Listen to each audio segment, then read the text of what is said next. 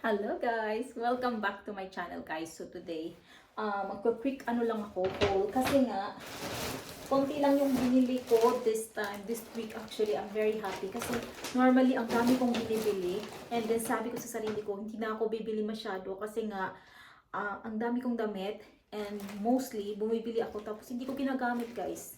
Kaya ngayon nag-check ako, naglinis ako ng bahay kanina and nakita ko ang dami ko talagang mga damit na may tags pa. So, sabi ko, hindi na talaga ako bibili, except if wala ako nun. And then, pag binili ko siya, tapos hindi ko siya nagustuhan talaga, isasauli ko kagad siya. Yung hindi ko na siya iintayin pa na, ay, okay lang to, 10 pound lang to, 7 pound lang, yung mga ganon. Kasi mga sale yung binibili ko sa Zara, sa H&M, makikita nyo mamaya. Ito, may H&M ako dito, pero hindi to sell. Kasi nga sabi ko, I should stop buying na mga sale kasi pag sale yung binili ko tapos sinuot ko at hindi ako super like sure na I like it, para i-justify ko siya na i-keep kasi mura lang, ganun. Kaya ngayon guys, kahit full price or let's see lang kasi 1 week lang to. Baka pang 1 week lang to na ano ko, na feeling ko, 'di ba? So but I'm happy for my progress kasi nga konti lang talaga yung binili ko this week. Normally ang dami and actually yung madami is a garden kasi yun lang talaga yung aking I love planting. So, sa Alex din gusto niya mag-plant. So, yun lang siguro yung medyo magastos. Magastos din talaga guys na maging plantito. So, yun lang. Ang planting ko lang, mga flower. Oh, which is, papakita ko sa inyo mamaya. And then, soil, compost, mga ganon.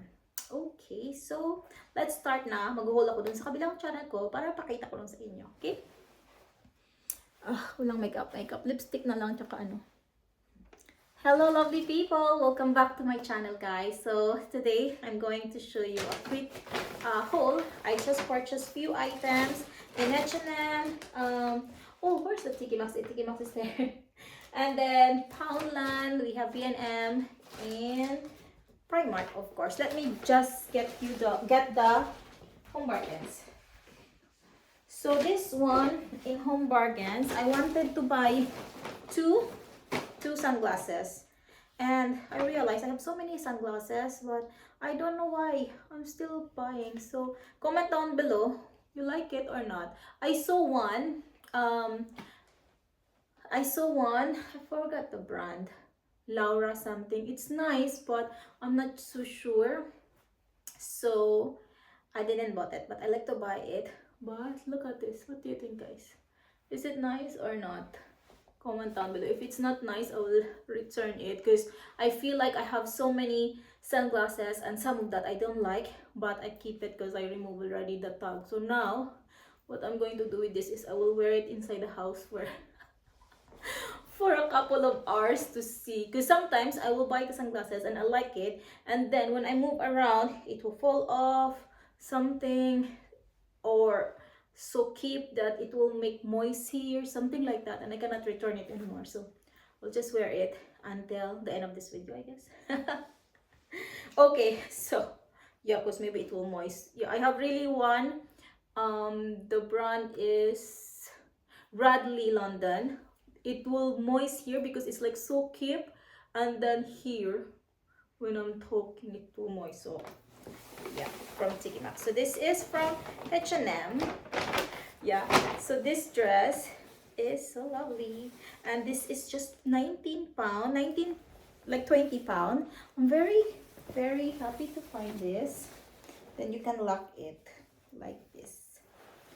Look God, it's so pretty and the length of this is good size, good length for me. I'm just 5 feet, so this is really nice guys.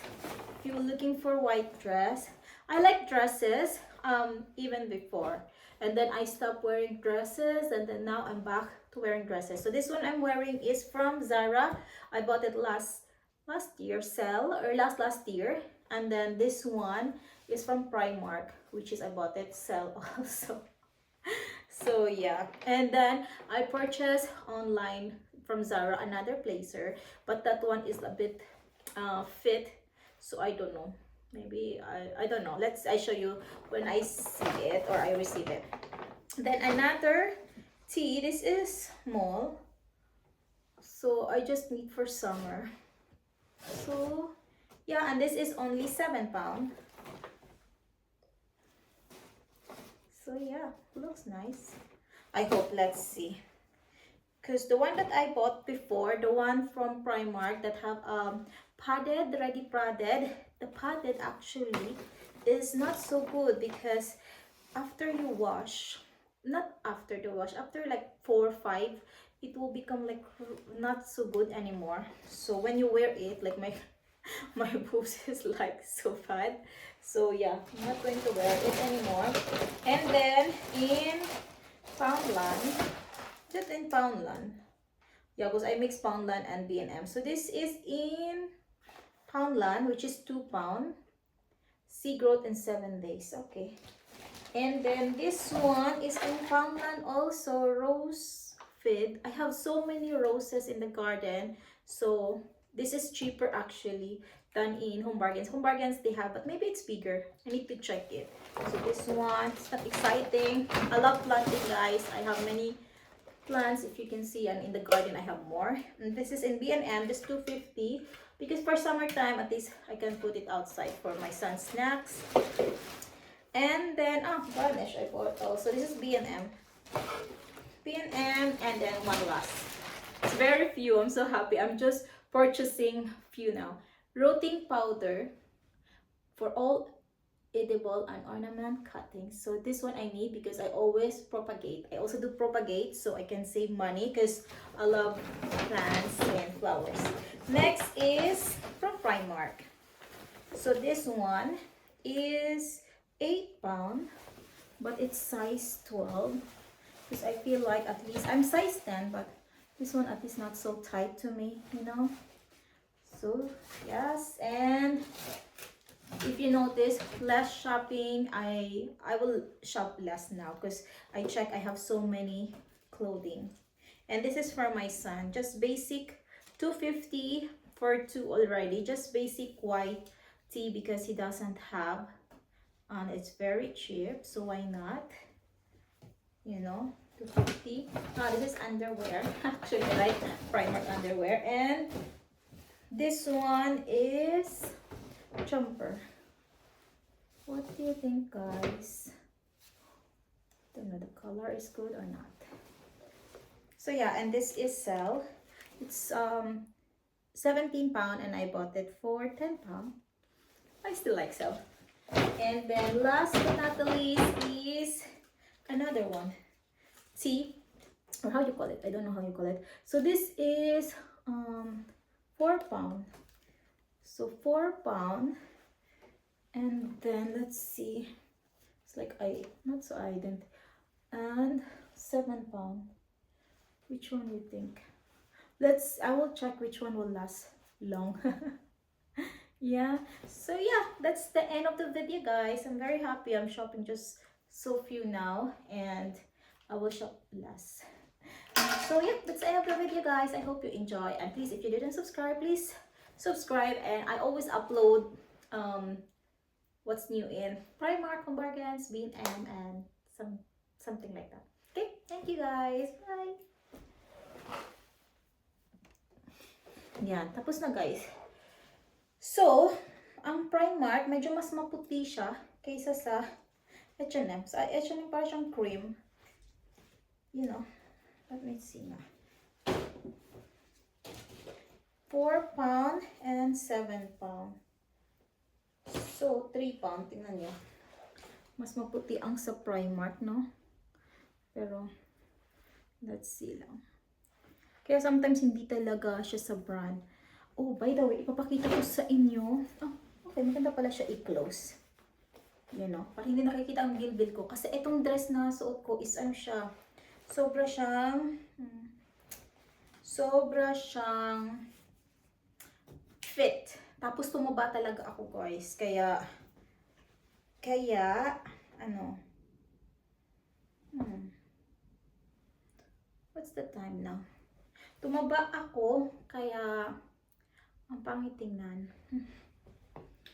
Okay, this one. This. Tinitingnan ko kasi nga guys is okay. How much is this? 8 pound. Kasi nga guys, ito yung aking I will need to try it. Kasi para alam ko kung gusto ko siya o hindi. Tapos yun na nga, pag hindi ko, ito pala. Magpa-plant din kami ni Alex mamaya. Kailan ba to kailangan? Plant, when to plant? Transplant. So indoors. Ano na tayo ngayon? February, March. Okay, transplant. Carefully tear open the drawing in the box. Water. Tear open. Ganun lang siya. Really? Okay. Tapos sabi niya ay tear open, water, grow flowers. Okay. Perfect for any space. Just add water. Edible flowers pala itong binili ko. Yeah, edible flowers na ganun. Hindi ko na-try. Yung pollinators. Hindi grow over 100 plants. Oh my God. Actually, oh my God, I'm excited na. 1 pound lang to eh. Very cheap. Tapos ito naman, ang mga roses ko, lagyan ko to. Makes up to 140 liters. Use March to September every 10 to 14 days. Shake well before use. 1 capsule, 15 ml. Use cup as the measurement.